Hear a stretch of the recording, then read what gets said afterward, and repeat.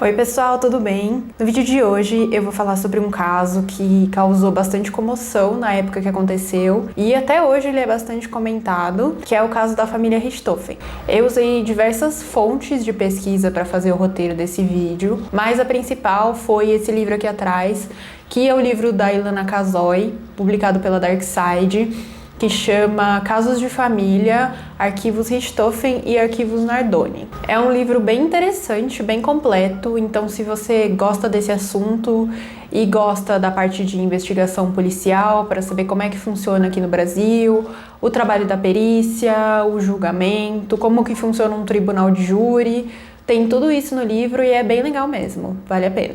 E vamos lá pro vídeo de hoje. Na madrugada do dia 30 para o dia 31 de outubro de 2002, a polícia recebeu uma ligação de uma mulher que se identificou como Suzane e ela disse que ela tinha acabado de chegar em casa com o irmão e viu que as luzes estavam acesas, a porta estava aberta e parecia que o local tinha sido invadido por alguém. Ela foi orientada a aguardar do lado de fora do imóvel e em poucos minutos uma viatura policial chegou e os policiais entraram no local, repararam que assim os outros cômodos estavam aparentemente em ordem, com exceção da biblioteca que estava totalmente revirada.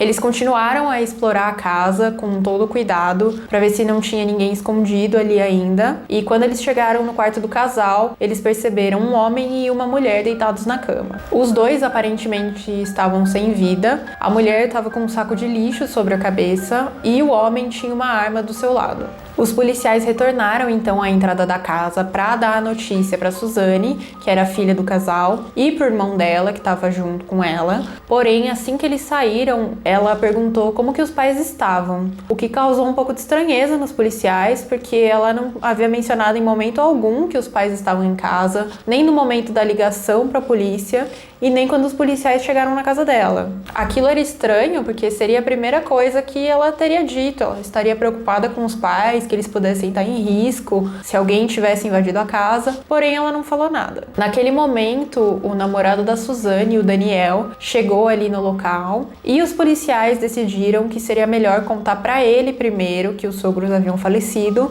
para que ele desse a notícia para a namorada, para Suzane e para o irmão dela. Talvez seria menos doloroso, um choque menor ouvir isso de uma pessoa conhecida que eles gostavam. A primeira reação do Daniel ao receber a notícia foi perguntar para os policiais se havia sido levado uma caixinha que ficava na biblioteca, uma caixinha branca, que ficava guardados dólares, euro e real também, dinheiro vivo, e ele perguntou a quantia exata que tinha ali. O que causou estranheza foi que ele disse exatamente a quantia que teoricamente teria sido levada e os policiais ainda nem haviam investigado o local, não teria como Daniel saber. Porém, como a situação ali era muito tensa, esse comentário foi deixado de lado e eles aguardaram que o Daniel desse a notícia para Suzane e para o irmão sobre a morte dos pais. Para surpresa de todo mundo que estava ali, a Suzane não reagiu à notícia, ela não chorou, não gritou, não tentou entrar na casa para ver os pais. E num primeiro momento, a polícia pensou que isso talvez fosse choque ao receber a notícia, que ela não tinha ainda processado direito a informação do que realmente aconteceu com os pais. Mas logo em seguida, ela olhou para os policiais e, com a maior frieza, perguntou: e agora? O que a gente faz? O local foi isolado e o delegado de plantão foi chamado junto com a perícia e enquanto isso os irmãos Richthofen e o namorado da Suzane, o Daniel, foram até a delegacia para registrar um boletim de ocorrência. A equipe da perícia chegou ao local pela manhã, filmando tudo, porque eles fazem um exame detalhado do local, mas às vezes pode ser que algo acabe passando batido e tendo essa filmagem, eles poderiam analisar depois. De imediato, eles já perceberam que não tinha sinais de arrombamento na casa e que a janela da biblioteca estava aberta, com marcas de sapato, como se alguém tivesse entrado por aquele lugar. Todos os outros cômodos foram examinados e aparentemente estavam em ordem, com exceção da biblioteca e do quarto do casal, que tinha algumas joias espalhadas pelo chão e a arma ali ao lado da vítima. Isso era bem estranho e indicava que a pessoa que entrou ali ou era uma pessoa da casa, um familiar, ou era alguém que frequentava o local porque sabia exatamente onde procurar os bens valiosos da família. Um era na biblioteca, onde ficava o dinheiro, e o restante ficava num cofre, num fundo falso escondido no guarda-roupa do casal. O médico legista passou então a examinar as duas vítimas, começando pelo homem, e a primeira coisa que ele notou é que havia uma toalha molhada sobre o rosto dele, o que eliminou a hipótese dele ter matado a esposa e cometido suicídio com a arma, porque se ele tivesse feito isso, quem teria colocado a toalha molhada sobre o seu rosto? Tudo indicava que esse crime tinha sido cometido por uma terceira pessoa, que era conhecida da família por todos os motivos que eu já disse, tipo, que ele sabia exatamente onde procurar os bens preciosos do casal, e também porque o fato da toalha estar cobrindo o rosto de uma das vítimas indicava que a pessoa que fez isso talvez não quisesse contemplar o que ela tinha feito. Ele também tinha ferimentos no rosto e na lateral e na parte traseira da cabeça, além de respingos de sangue pelo braço e no teto que indicavam o movimento que o assassino tinha feito para cometer o crime. O crânio da vítima também estava quebrado e o legista estimou que ele havia falecido entre 10 horas da noite e meia-noite e meia, o que já contradizia o que a Suzane tinha relatado, porque ela disse que passou em casa por volta da meia-noite e os pais estavam bem e estavam apenas dormindo. Depois, passou-se ao exame da mulher, foi removido o saco de lixo da cabeça dela e ela também tinha uma toalha úmida sobre o rosto, mas a dela tinha um pedaço dentro da boca. Ela tinha diversos golpes na cabeça, muito mais do que o marido, porque o crânio dela ficou completamente fragmentado, e ela também tinha marcas de defesa nas mãos e nos braços, que significavam que ela provavelmente tentou reagir e se defender do assassino. Os indícios também demonstravam que se tratavam de dois assassinos, porque se fosse uma única pessoa, a segunda vítima teria tentado sair da cama quando a primeira começou a ser atacada, o que não aconteceu, porque ambos foram encontrados deitados. Além disso, pela violência dos golpes, eles deduziram que não se tratava de uma mulher, porque seria necessária muita força física para levantar a arma e golpear as vítimas tantas vezes. Outros detalhes que não passaram despercebidos foi o fato de ter uma garrafa com água sobre a mesa de cabeceira, mas nenhum copo, ou seja, não foram as vítimas que pegaram para beber à noite, mas também não tinha bagunça pela cozinha, indicando que quem pegou aquilo teve que revirar o cômodo para encontrá-la. Era alguém da casa. Além disso, a polícia achou bem improvável que os criminosos deixassem uma arma novinha, como a do Manfred, ali na cena do crime, e que se eles estivessem querendo cometer um roubo, que eles não levassem os eletrônicos da casa,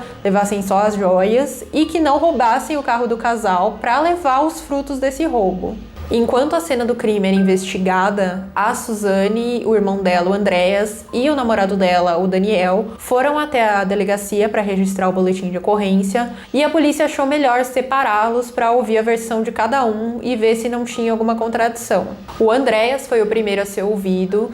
Ele era bem jovem na época do crime, ele tinha só 15 anos e ele estava bastante cabisbaixo, mas ele não parecia estar amedrontado. Ele relatou tudo o que ele tinha feito naquele dia, desde a hora que acordou até a hora que ele chegou em casa com a Suzane, e dava pra ver, a polícia percebeu que o depoimento dele não era inventado, não era praticado, ele era bastante natural nas respostas, dependendo da pergunta ele parava um pouco pra pensar, pra tentar lembrar os detalhes, não era uma coisa que dava pra ver que estava ensaiada. Apesar disso, os policiais perceberam que ele só respondia o que era perguntado, ele não contava nada mais sobre a vida da família ou sobre ele, e aí começaram a pressioná-lo. Primeiro, ele acabou admitindo que tanto ele quanto a Suzane fumavam maconha e que ele tinha uma mobilete escondida dos pais que ficava na casa do Daniel, porém não era exatamente esse tipo de informação que a polícia queria saber, então continuaram pressionando o Andreas até que ele disse que o namoro da Suzane com o Daniel era desaprovado pela família,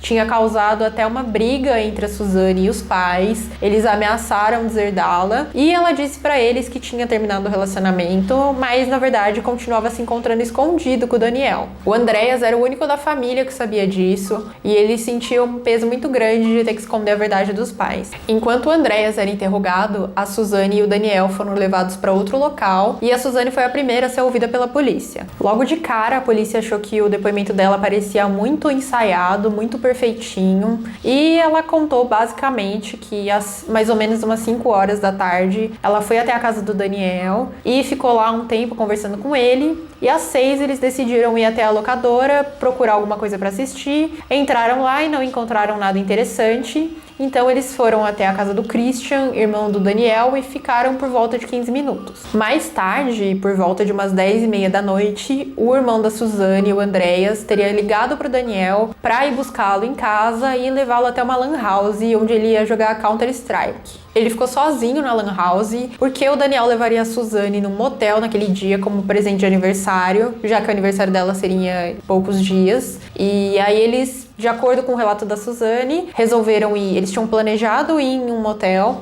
Aí na hora de irem, eles decidiram que queriam ir em outro lugar, um pouco mais caro. Então antes de se dirigirem até o local, eles passaram na casa dela para pegar um dinheiro. Ela olhou, viu os pais dormindo, e aí eles foram pro motel, onde eles chegaram mais ou menos 1h30 da manhã. Eles ficaram lá até por volta de umas 2h40, e de acordo com a Suzane, eles não fizeram sexo, e foram buscar o Andreas na lan house depois disso. Já com o Andreas, eles ficaram ali um tempo deixando o menino andar com a mobilete na rua, aproveitando que era de madrugada e não tinha muito movimento. E quando foi por volta de 4 da manhã, eles deixaram o Daniel em casa com o carro da Suzane e voltaram para casa deles, que encontraram lá totalmente aberta, como se alguém tivesse invadido. Ela também relatou que ela namorava o Daniel fazia mais de 3 anos e que os pais não tinham absolutamente nada contra o relacionamento, que eles até gostavam do Daniel e que o namorado dela frequentava a casa em datas comemorativas ou em dias especiais e tava tudo certo.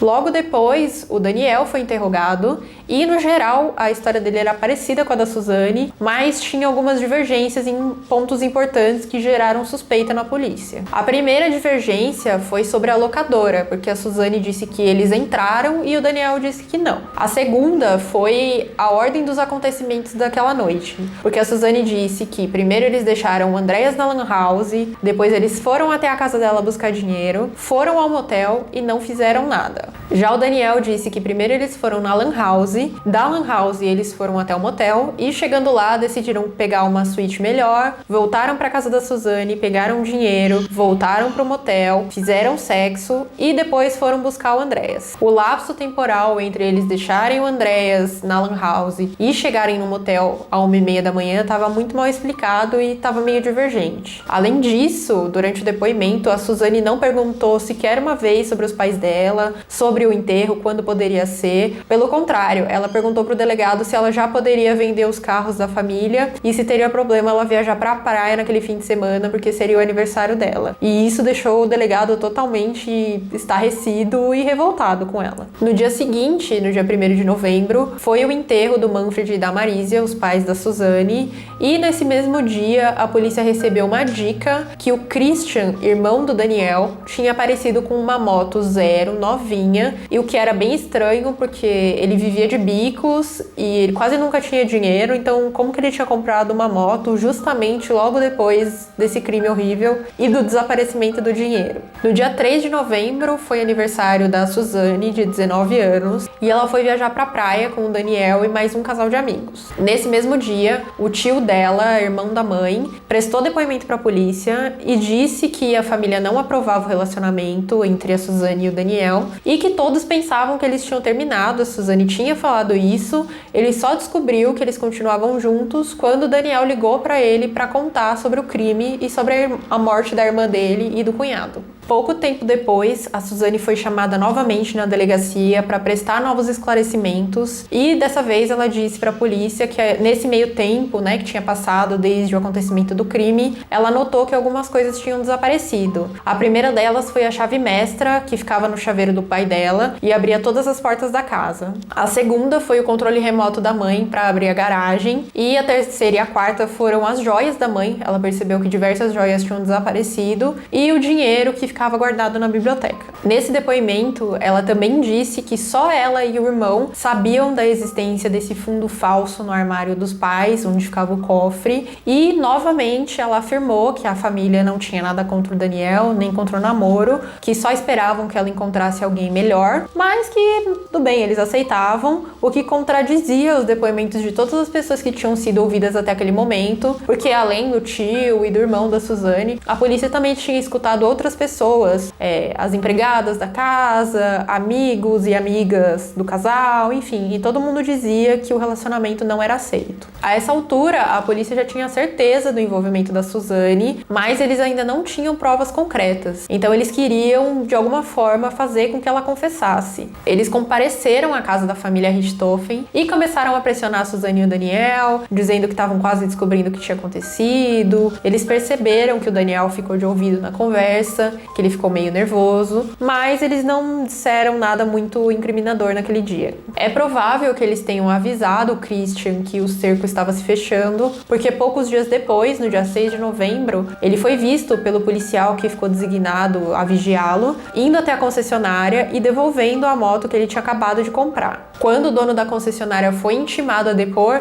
ele disse que o Christian levou a moto até lá, disse que ela estava com defeito e que deixaria lá para ser arrumada e que ele não tinha a menor pressa de retirar. Depois disso, a polícia foi até a casa do Christian e o levou até a delegacia para depor. Num primeiro momento, ele disse que a moto não era dele e tal, mas quando ele foi confrontado pela polícia, ele admitiu que era dele e disse que ele havia comprado essa moto com dólares que ele juntou a vida inteira, que ele foi ganhando do pai, da mãe, da avó, e aí essa foi a justificativa dele. Quando a polícia perguntou onde ele estava no dia do crime, ele disse que ele primeiro ficou numa lan house e que depois ele ficou com uns amigos da meia-noite às 5 da manhã. E o que era estranho é que ele disse o nome da lan house que era exatamente a mesma que o Andreas estava naquele dia. Quando a polícia perguntou se ele viu algum conhecido lá, seria deixa por ele dizer que ele viu o Andreas, ele disse que não, e aí já começou a levantar suspeita. Então uma das amigas do Christian também foi convocada a depor, e ela desmentiu a versão dele e disse que eles não estavam juntos desde a meia-noite, que era provavelmente 2 da manhã quando eles se encontraram. Percebendo essa falha no depoimento do Christian, a polícia começou a pressioná-lo bastante, ele ficou sendo interrogado por horas, até que ele acabou cedendo e confessando a participação no crime. E aí ele contou detalhes do que tinha acontecido. Depois dessa confissão, a polícia voltou a interrogar a Suzane e o Daniel e disseram que já sabiam, que o Christian já tinha confessado, e os dois admitiram também participação no crime. Agora, as histórias tinham pequenas divergências, mas no geral eram praticamente idênticas, e foi exatamente isso que aconteceu. O Daniel e a Suzane, eles eram namorados e os pais dela desaprovavam, né, como eu contei. E isso acabou gerando muita tensão entre todos, entre a Suzane e os pais, o Daniel e os pais dela, enfim. Em razão dessa dificuldade deles se encontrarem e da promessa dos pais que eles a deserdariam se ela continuasse com esse relacionamento, surgiu a ideia dos dois de assassinarem o Manfred e a Marisia. Nenhum dos dois, nem o Daniel e nem a Suzane, soube dizer de quem que foi a ideia inicial. Meio que foi um comum acordo. Mas logo eles passaram a planejar o crime e poucos dias antes deles executarem o crime, eles chamaram o irmão do Daniel, o Christian, prometendo que todo o dinheiro que tivesse na casa seria dele. No dia do assassinato, eles levaram o irmão da Suzane, o Andreas, pra lan house. Era, na verdade, uma desculpa pra tirá-lo de lá, pra ele não presenciar o crime. E aí, eles foram buscar o Christian e os três se dirigiram pra casa da Suzane. Eles entraram na garagem, no carro da Suzane, acionaram um controle remoto e aí saíram, colocaram luvas, colocaram meias calças na cabeça pra não deixar nenhum rastro de DNA e pegaram as armas que tinham sido feitas pelo Daniel, que eram porretes de ferro e madeira. A Suzane subiu pra ver se os pais realmente estavam dormindo. O Daniel se posicionou do lado do Manfred, o Christian se posicionou do lado da Marisia, e aí eles começaram a desferir golpes, mas as vítimas não faleceram imediatamente, nenhum dos dois, e foi por isso que o Daniel teve a ideia de colocar as toalhas molhadas sobre o rosto deles para tentar sufocá-los, o que funcionou com o Manfred, mas não funcionou com a Marisia, e por isso que o Christian colocou o saco de lixo sobre a cabeça dela. Depois do assassinato, eles removeram o fundo falso do armário e pegaram as joias que estavam ali. Algumas eles levaram embora e outras eles espalharam pelo chão para simular um latrocínio, que é o roubo seguido de morte. e também por causa disso eles deixaram a arma do Manfred no chão. Enquanto isso, a Suzane, que estava na biblioteca, estava tentando criar um cenário de roubo lá também, bagunçando tudo que tinha, e ela pegou o dinheiro e embolsou, e logo depois disso eles trocaram de roupa, colocaram as roupas e as armas em sacos de lixo, e aí eles entraram no carro, saíram e descartaram as evidências do crime num saco de lixo ali numa rua movimentada e deixaram o Christian próximo à casa dele, para onde ele foi a pé. A partir daí, a Suzane e o Daniel foram pro motel para tentar criar um álibi. O Christian encontrou com os amigos e depois ela foi buscar o irmão e chegou em casa fingindo que não sabia de nada do acontecido. O crime foi considerado extremamente cruel pela polícia e pela perícia, porque além das vítimas não terem tido tempo de se defender, eles mal tinham acordado e foram assassinados ali na cama mesmo. Foi por um motivo muito considerado torpe, porque foi uma vingança por ela não poder namorar o Daniel, os pais não autorizarem esse namoro, e pela promessa que iam deserdá-la se ela continuasse namorando com ele. Os três foram presos naquele momento e continuaram presos até a data que seria feita a reencenação do crime lá na casa da Suzane. Nesse dia, tanto o Daniel quanto o Christian choraram muito, eles mostraram arrependimento pelo que eles tinham feito, mas a Suzane não esboçou nenhuma reação, nem na voz, nem na expressão facial, e parecia que ela não estava sentindo absolutamente nada de estar de volta naquele lugar. Eles voltaram à prisão e permaneceram presos até julho de 2006, quase 4 anos depois do crime, quando aconteceu o julgamento. Os três foram condenados. O Daniel, ele foi condenado a 39 anos de reclusão e 6 meses de detenção, além de pagamento de multa por 2 homicídios e fraude processual, já que eles tentaram enganar a polícia fingindo que foi um latrocínio. O Christian foi condenado a 38 anos de prisão e 6 meses de detenção, além do pagamento de multa por 2 homicídios e da fraude processual, e além de tudo, no caso dele, teve o furto. Por fim, a Suzane foi condenada à mesma pena do Daniel, de 39 anos de reclusão e 6 meses de detenção. Desde 2015, a Suzane está no regime semiaberto e recentemente, agora em 2021, ela foi autorizada pela justiça a cursar a faculdade. Ela está fazendo biomedicina numa faculdade de Taubaté. Ela namorou algumas pessoas na prisão e chegou a ficar noiva, mas em 2020 ela terminou o relacionamento e desde então não tem notícia se ela está envolvida com mais alguém. Já o Daniel passou para o semiaberto em 2013 e para o regime aberto em 2018 e atualmente ele cumpre a pena em liberdade. Além disso, ele também teve uma redução na pena por trabalhar na prisão e desde 2014 ele é casado com a filha de uma agente penitenciária. Já o Christian passou para o semiaberto em 2017, mas em uma saidinha ele se envolveu em uma briga de bar e quando a polícia chegou lá, ele tentou suborná-los, o que acabou acarretando um acréscimo à pena dele. Além disso, na prisão, ele não tinha um comportamento muito bom, ele se envolveu em algumas confusões ao longo dos anos, ele desobedecia os agentes penitenciários, enfim, ele não tinha um comportamento exemplar. Em setembro desse ano, ele conseguiu uma redução de 149 dias na pena dele, porém ele segue em regime fechado. Espero que vocês tenham gostado do caso de hoje. Se você tiver uma sugestão de vídeo, por favor, deixa pra mim aqui nos comentários e eu vejo vocês na próxima. Tchau!